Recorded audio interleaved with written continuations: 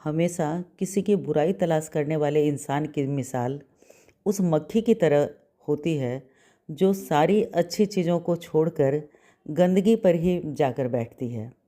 नमस्कार दोस्तों, आप लोग देख रहे हैं मेरा channel life of Amita Kedia.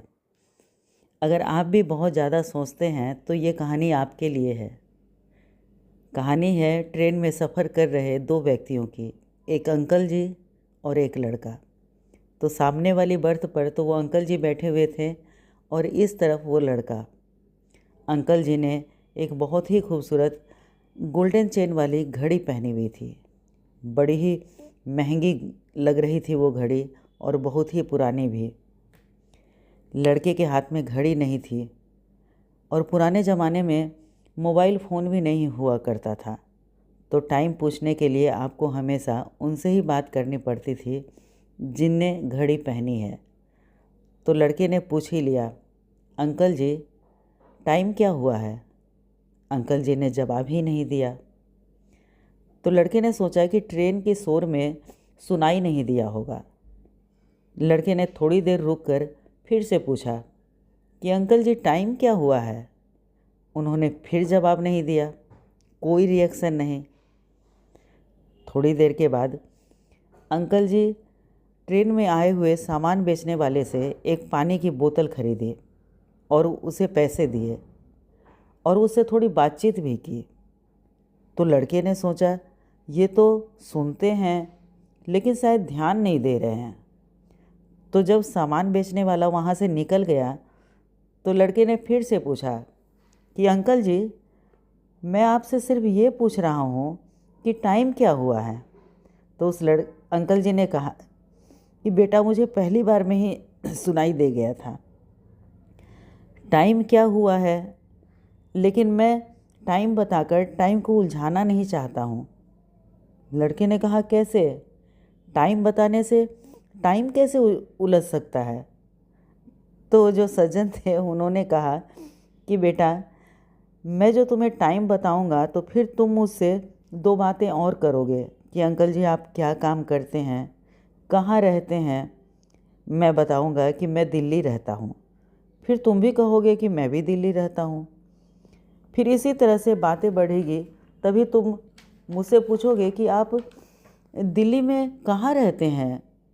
फिर मैं तुम्हें बताऊंगा कि मैं फलान एरिया में रहता हूँ, फिर तुम बोलोगे कि मैं भी वहीं रहता हूँ। इसी तरह बातचीत बढ़ती चली जाएगी और तुम बातों बातों में मुझे अपना दोस्त बनाने का प्रयास करोगे और दोस्ती कर भी लोगे। और अगर हमारी दोस्ती हो गई तो क्या होगा, तुम हमारे घर मुझसे मिलने आओगे और तुम जब मेरे घर आओगे तो मेरे घर पर मेरी एक बिटिया है तुम्हारे ही उम्र की। तुम मेरी बेटी को इम्प्रेस करने लगोगे और मेरी बेटी को इम्प्रेस करोगे करोगे बातचीत करते करते बात शादी तक पहुंच जाएगी और वो मेरे पास आएगी और कहेगी कि मेरी इससे शादी करवाओ। पर बेटा मैं तुम्हारी शादी उनसे नहीं करवाऊंगा। लड़का आश्चर्यचकित था। फिर सज्जन बोले क्योंकि मैं ऐसे लड़के से शादी नहीं करवा सकता हूँ जिसके हाथ में घड़ी नहीं है, जिसके पास घड़ी खरीदने के पैसे नहीं है, तो तुम सोचना भी मत। लड़का हंसने लगा और बोला इतना तो मैंने सोचा ही नहीं, मैं तो सिर्फ टाइम पूछ रहा था कि मेरा स्टेशन कितने बजे आएगा, ये मुझे समझ में आ जाता। बहुत छोटी सी कहानी है दोस्तों, लेकिन ये हम सब के साथ घट रहा है। आप कहेंगे कैसे?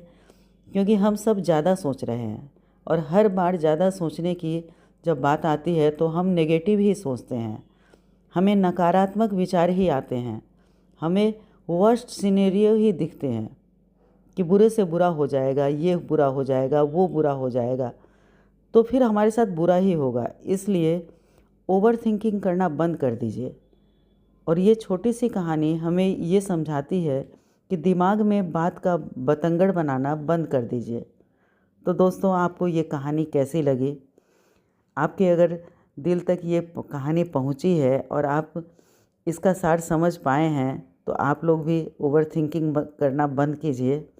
और अभी तक आपने मेरा चैनल सब्सक्राइब नहीं किया है तो प्लीज़ सब्सक्राइब कर दें और एक लाइक कर दें। Thank you.